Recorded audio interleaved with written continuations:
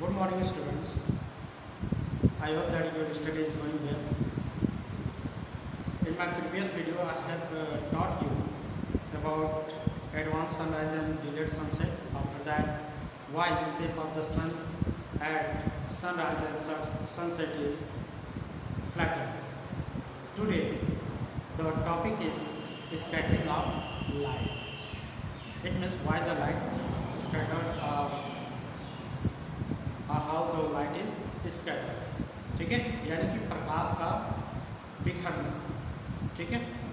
तो scattering of light is a process due to which light gets deflected and diffused all over as a result of its interplay with tiny matter particles. यानी कि जो छोटे छोटे particles होते हैं, matter के particles होते हैं, उनसे जब ये लाइट टकराता है, ठीक है, तो ये अपने रास्ते से थोड़ा सा डिफ्लेक्ट हो जाता है और डिफ्यूज होता है, बिखर जाता है, ठीक है। इस प्रक्रिया को ही हम जो है स्कैटरिंग ऑफ लाइट कहते हैं। जैसे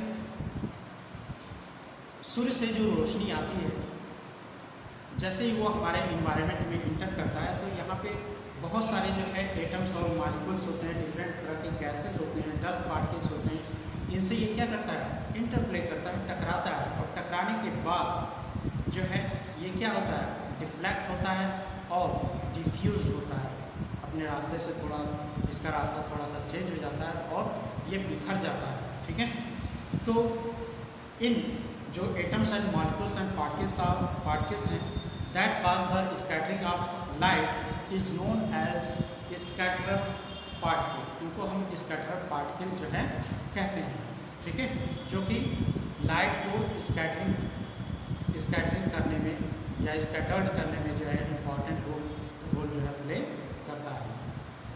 हम जानते हैं कि जब जो है लाइट को एक होमोजीनियस मीडियम से पास किया जाता है तो वो लाइट हमें विजुअल नहीं होती है, लेकिन अगर हम जो है उस मीडियम में कोई जो है पार्टिकल्स डाल दें, ठीक है, या कोलाइडल सॉल्यूशन के थ्रू जो है अगर हम बीम ऑफ लाइट को जो है पास करें, तो उस कोलाइडल सॉल्यूशन में जो लाइट का पाथ होगा वो क्या होगा, विजिबल होगा, ठीक है।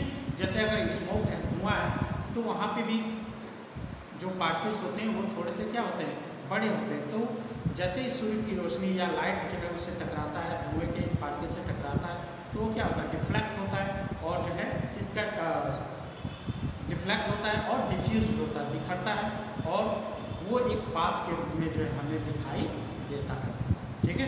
तो इसी प्रोसेस को हम क्या बोलते हैं, स्कैटरिंग ऑफ लाइट बोलते हैं, ठीक है।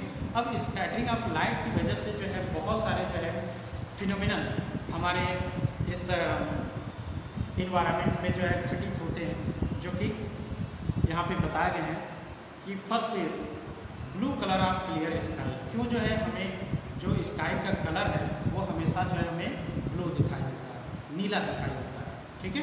तो उसका कारण क्या है कि जो एयर के मॉलिक्यूल्स और जो फाइन पार्टिकल्स होते हैं, डस्ट पार्टिकल्स या फाइन पार्टिकल्स होते हैं, वो जो है क्या होते हैं, वो in the atmosphere have size smaller than the wave length of visible light. जो विजिबल लाइट की जो वेव लेंथ होती है उससे वो क्या होते हैं, छोटे होते हैं।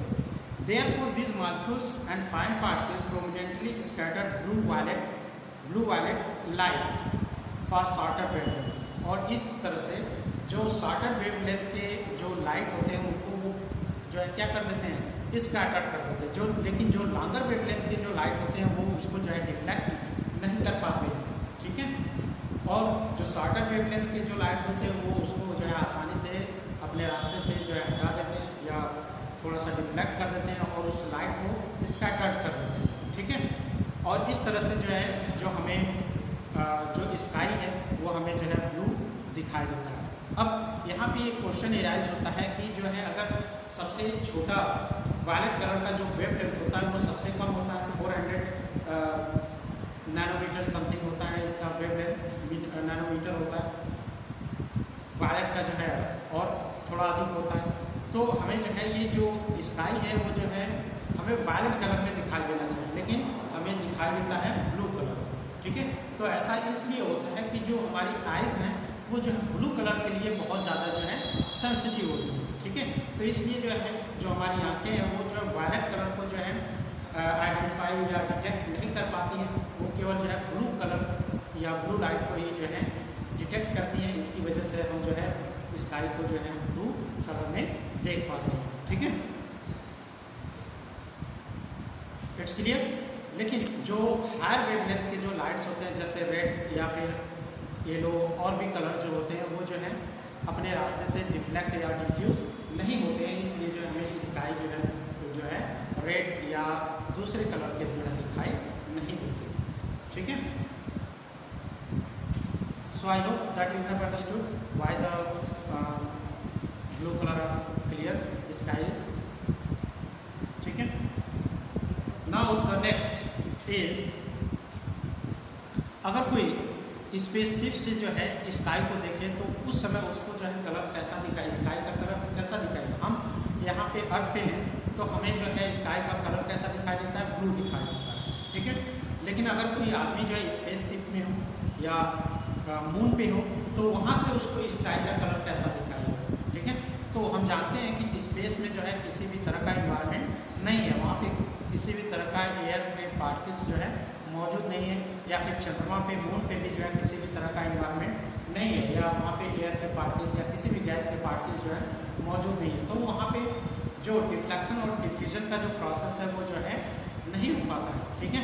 और इस तरह से जो वहाँ पे ऑब्जर्वर होता है उसको जो स्काई होता है उसको जो है टोटली जो है डार्क या ब्लैक जो है दिखाई देता है, क्लियर। नेक्स्ट है water in lakhs and ocean. जो वाटर होता है समुद्र और झीलों का वो हमें नीला दिखाई देता है, क्यों? When we see from a distance appears to be blue color on account of larger scattering of blue light by water molecules, ठीक है। ऐसा इसलिए होता है कि अगर हम काफ़ी दूर से अगर हम उस वाटर को देखते हैं, झील या समुद्रों के पानी को देखते हैं तो हमें वो पानी जो है ब्लू कलर दिखाई देता है। ऐसा इसलिए होता है क्योंकि जो वाटर के पार्टिकल्स हैं वो ब्लू कलर को जो है ब्लू कलर को जो है ज़्यादा स्कैटर करते हैं, ब्लू कलर की जो लाइट होती है उसको वो ज़्यादा स्कैटर करते हैं, जिसकी वजह से वो जो समुद्र और झीलों के जो पानी होते हैं वाटर होता है वो जो हमें ब्लू दिखाई देता है। नेक्स्ट है reddening of sun at sunrise and sunset, ठीक है। यानी कि सुबह यानी कि जब सनराइज होता है और सनसेट होता है उस समय जो सन होता है वो हमें कैसा दिखाई देता है, लाल दिखाई देता है या लालिमा लिए हुए जो है हमें दिखाई देता है। ऐसा किस तरह से होता है? The sun appears to be always white but at the time of sunrise and sunset, यानी कि जो दोपहर होता है उस समय हमें वाइट दिखाई देता है और कुछ जो है येलो कलर का दिखाई देता है, लेकिन सुबह यानी कि सनराइज और सनसेट के समय जो है हमें जो सन होता है वो हमेशा रेड ही दिखाई देता है, ठीक है। तो at the time of sunrise and sunset the sun is near the horizon, ठीक है। जो सन होता है वो कहाँ पे होता है? होरिजन के पास होता है, ठीक है। जैसे ये अर्थ है और ये क्या हो गया? होरिजन। तो इस समय जो सूर्य होता है इस होरिजन के पास होता है, ठीक है।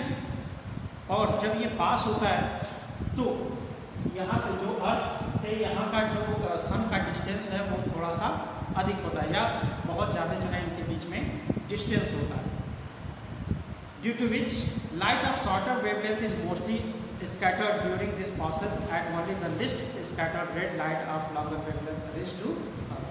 तो यहाँ पे क्या होता है कि जो शॉर्टर वेवलेंथ के जो लाइट होते हैं वो रास्ते में ही क्या हो जाते हैं? डिफ्यूज और डिफ्लेक्ट हो जाते हैं, ठीक है। लेकिन जो लॉन्गर वेवलेंथ के जो लाइट्स होते हैं वो जो है स्कैटर्ड नहीं होते हैं और वो जो है ऑब्जर्वर के पास है या हमारे पास तक जो है पहुँच आते हैं। इसलिए जो है सुबह और शाम के समय यानी कि सूर्योदय और सूर्यास्त के समय जो सूर्य होता है वो हमें कैसा दिखाई देता है? रेड दिखाई देता है। किस कारण से? क्योंकि जब सूर्योदय या सूर्यास्त होता है उस समय सन जो है होरिजन के पास होता है और इस समय अर्थ से सन के बीच की जो दूरी होती है वो काफ़ी बढ़ जाती है, ठीक है।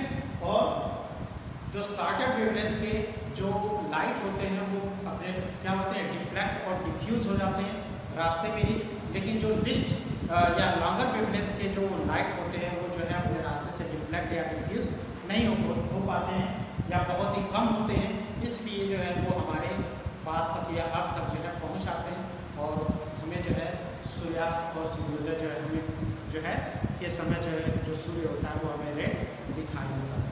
Okay, danger signals are of red colour. हमने देखा होगा कि जो ट्रैफिक सिग्नल होता है वहाँ पे या डेंजर कलर के लिए जहाँ पे भी हमें खतरा दिखाना होता है वहाँ पे रेड लाइट जो है लगा दिया जाता है और लोग समझ जाते हैं कि इसके आगे क्या है, खतरा या डेंजर। ठीक है, तो यहाँ पे रेड लाइट का ही इस्तेमाल क्यों किया जाता है? ठीक है, तो इसका रीज़न क्या है कि जो रेड लाइट होता है that has the longer wavelength, इसका जो वेवलेंथ होता है बहुत ही लॉन्गर होता है, जिसकी वजह से ये जो है चाहे जो इन्वायरमेंट में मौजूद या एयर में मौजूद जो एयर के पार्टिकल्स या जो कार्बन डाइऑक्साइड या अदर गैसेस के जो पार्टिकल्स हैं या डस्ट है उससे जो है बहुत ही कम डिफ्लेक्ट होता है। ठीक है, और ये जो रेड कलर होता है वो हमें काफ़ी दूरी तक जो है दिखाई देता है, इसलिए जो है कोई भी पर्सन जो है काफ़ी दूर से ही जो है रेड कलर को देख लेता है कि जो है आगे जो है रेड लाइट चल रही है, इसका मतलब जो है आगे कुछ न कुछ खतरा है। ठीक है, और वो फिर अपने रास्ते को जो है डाइवर्ट कर लेता है। किस कारण से?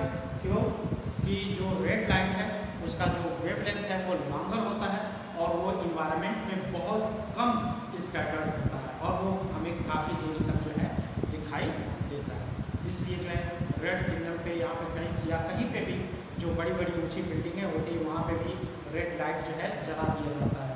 ठीक है, क्योंकि जो उसका फोकस लेंथ होता है वो काफ़ी अधिक होता है, काफ़ी डिस्टेंस तक जो है वो रेड लाइट जो है दिखाई देता है। रीजन क्या है?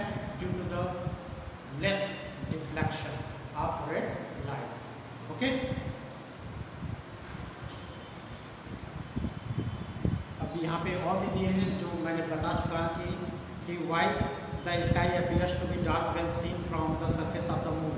क्यों जो है मून के सरफेस से जो है जो स्काई होता है हमें डार्क दिखाई देता है? तो इसका रीज़न क्या है जो मैं बता चुका हूँ कि वहाँ पे किसी भी तरह का इन्वायरमेंट नहीं है, किसी भी तरह के एयर के या किसी भी चीज़ के पार्टिकल जो है इन्वायरमेंट या सिंपली कहें कि वहाँ पे किसी भी तरह का इन्वायरमेंट है ही नहीं। इस तरह से जो वहाँ पे लाइट आती है इंटर करती है तो वहाँ पे उनका डिफ्लेक्शन और डिफ्यूज़न नहीं होता है, जिससे जो वहाँ पे पर्सन होता है उसको जो है जो स्काई होता है वो हमेशा जो है डार्क या ब्लैक जो है दिखाई देता है। So I hope that you have understood this topic and now this chapter is finished according to your syllabus. In my next video I will teach you the chemistry, the next chapter, that is acid, base and salt. Okay, according to your syllabus, that is syllabus.